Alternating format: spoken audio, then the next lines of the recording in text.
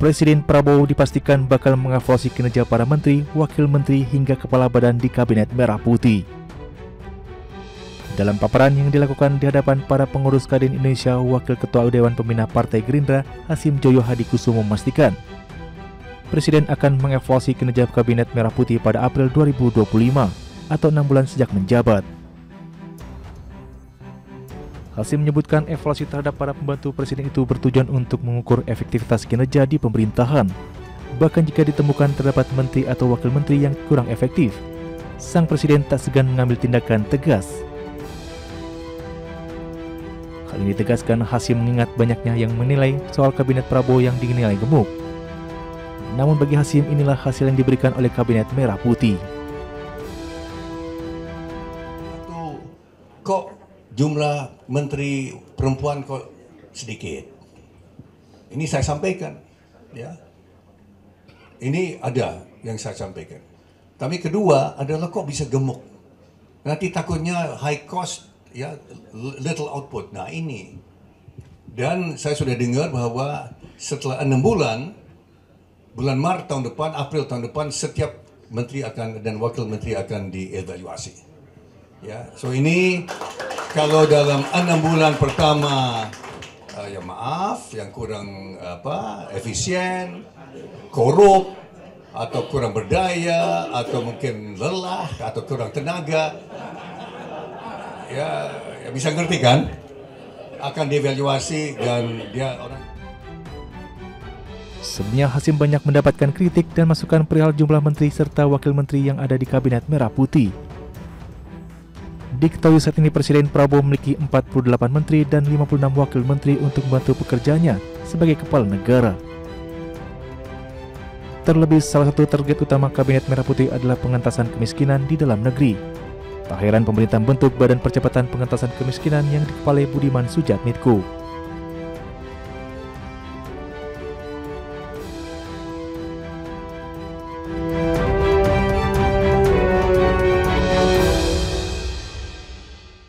Ya, Anda kembali bersama kami di One on One dan masih bersama saya, Mas Budiman Sujatmiko. Mas, ini saya tadi sebenarnya penasaran gitu ya, karena mungkin kantornya belum jadi karena baru gitu. Ini tapi tempat kerjanya Mas Budiman untuk saat ini? Ini kantor Sekretariat Prabu Nusantara, Okay.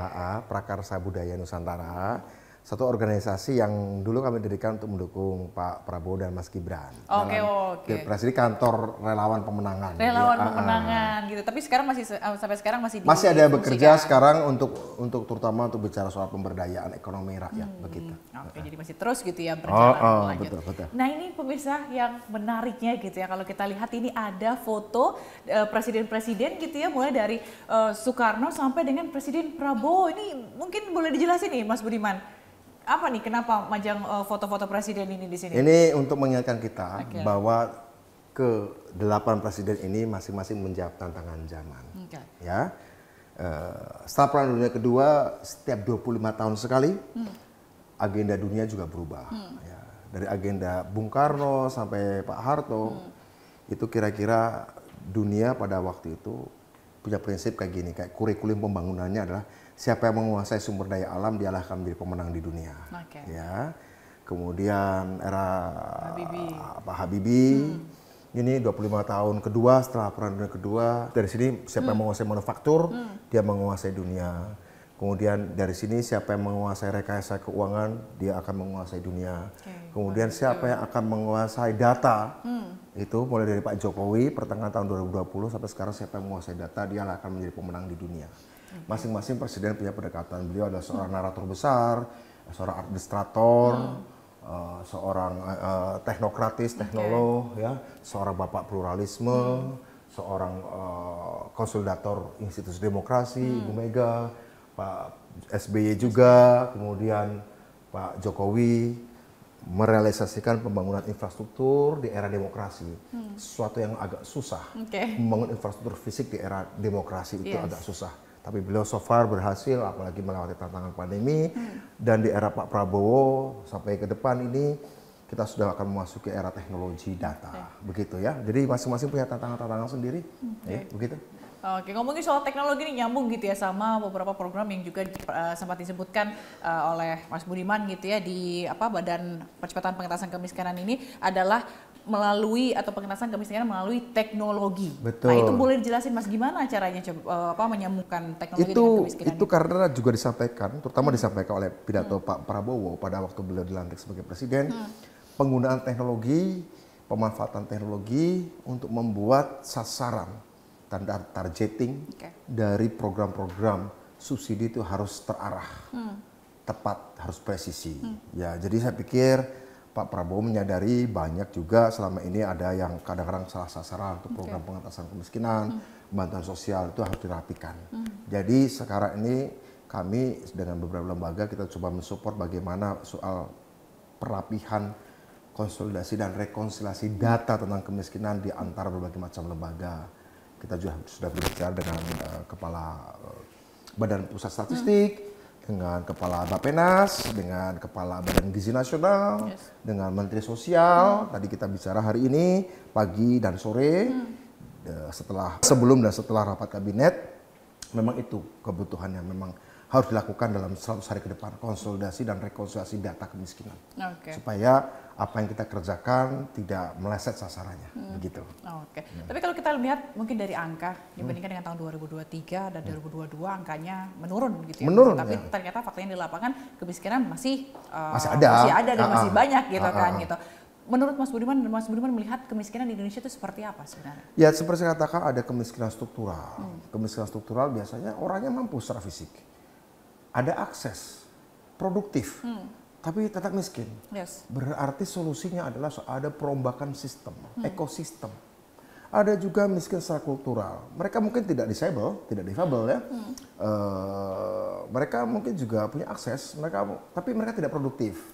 Nah, ini ada mindset ya, mengubah mindset cara berpikir. Ada juga kemiskinan temporer. Temporer itu adalah mereka secara fisik sehat, produktif tapi aksesnya tertutup. Misalnya pabriknya bangkrut, begitu kan, temporer, sementara. Itu gimana caranya membuka akses pada mereka, akses pada pekerjaan, akses kepada permodalan, ya, juga macam-macam, ada berbagai macam kategori. Nah, kemiskin itu kategori dari sebab musabab kenapa orang miskin, begitu ya.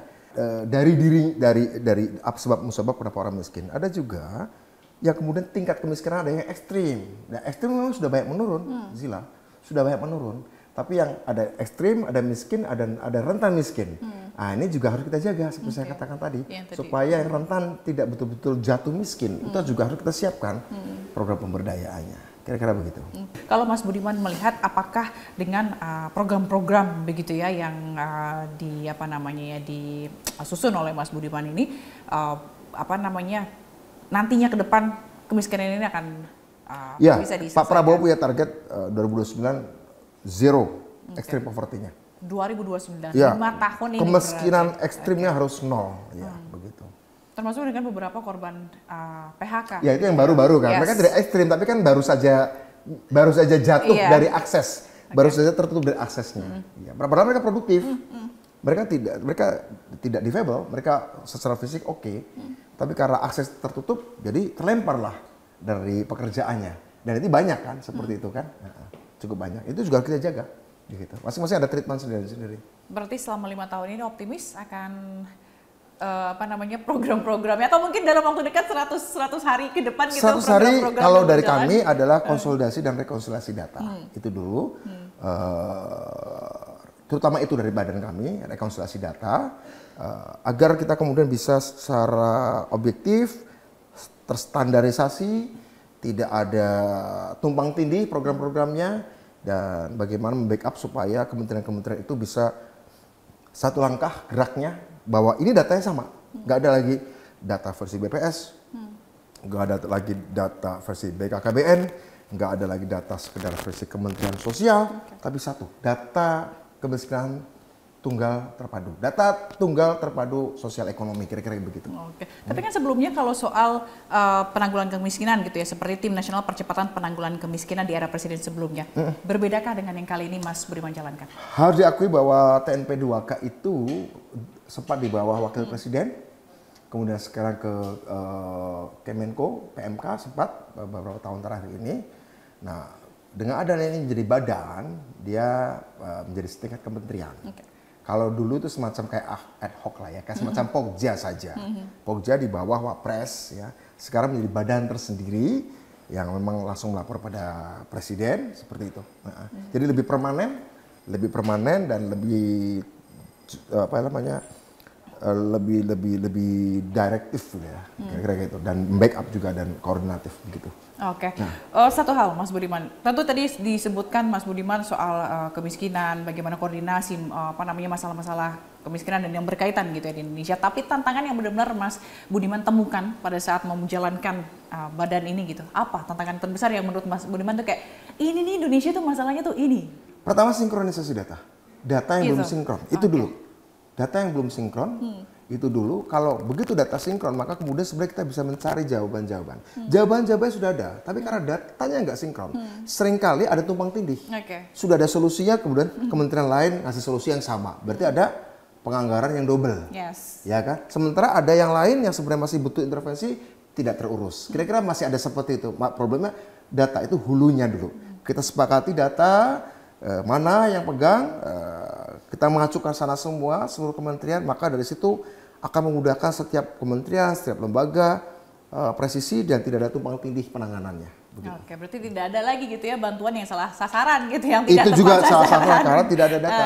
Maka perlu ada pemutakhiran data juga. Satu hal lagi problem yang lain adalah seringkali angka kemiskinan juga diubah, dimanipulasi. Ini kita harus cek and recheck lagi ya. Di daerah misalnya seperti itu, jangan sampai kemudian dianggap karena ingin berhasil disebut kemiskinan yang turun, padahal sebenarnya tidak turun seperti itu. Ya, itu tantangannya gitu. Melawan bagaimana yang nakal-nakal ini disentil-sentil nah, gitu itu ya, juga harus Budiman, menjadi ya. sesuatu yang Pak Prabowo sendiri mengatakan dalam pembukaan sidang kabinet paripurna pertama, beliau ada menyebut bahwa Badan Percepatan Kemiskinan ini juga diharapkan mampu melakukan debottlenecking, yang melakukan penguraian atas penyumbatan di level birokrasi, sehingga kemudian penanganan kemiskinan bisa dilakukan secara tepat dan cepat juga begitu. Makanya istilahnya Badan Percepatan.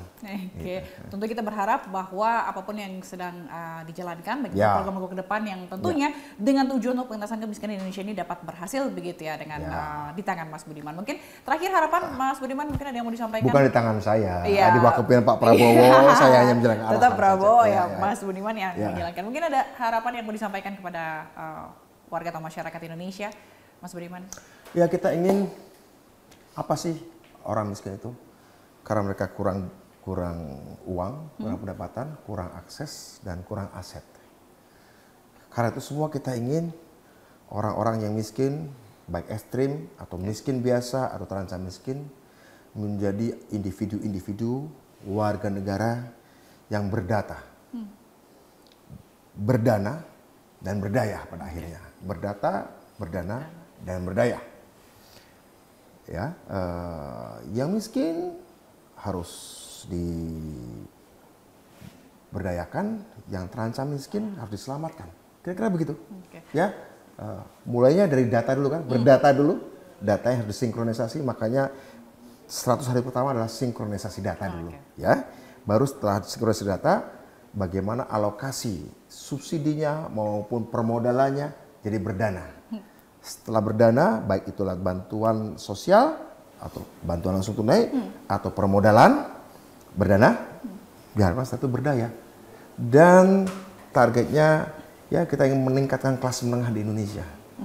Makanya kelas menengah yang ada pun jangan sampai merotol. Harus dipertahankan gitu ya kalau bisa skor naik. Kita tambah masa malah ini berjatuhan ya kan. Jadi ini ditahan, kemudian ini dimasukkan ke kelas menengah, kira-kira gitu. Dan jangan sampai nih yang miskin makin miskin dan yang kaya makin kaya. Kita tunggu nanti gebrakan dari Mas Budiman terkait dengan pengentasan kemiskinan. Ini bukan gebrakan Budiman, ini gebrakan seluruh Kementerian Kabinet Merah Putih. Baik. Di bawah pimpinan Pak Prabowo dan Mas Gibran. Baik, kita akan lihat bagaimana nanti begitu ya. Dan sekali lagi terima kasih, selamat juga atas amanah barunya Mas Budiman. Semoga lancar menjalankan program-program selama 5 tahun ke depan bersama dengan para menteri lainnya. Terima kasih, minta doanya juga ya. Amin, baik. Dan saya Fazilah Kanisa berserta kru pamit undur diri. Saksikan One on One setiap Jumat malam pukul 21.30 waktu Indonesia Barat. Terima kasih dan sampai jumpa. Oke, terima kasih.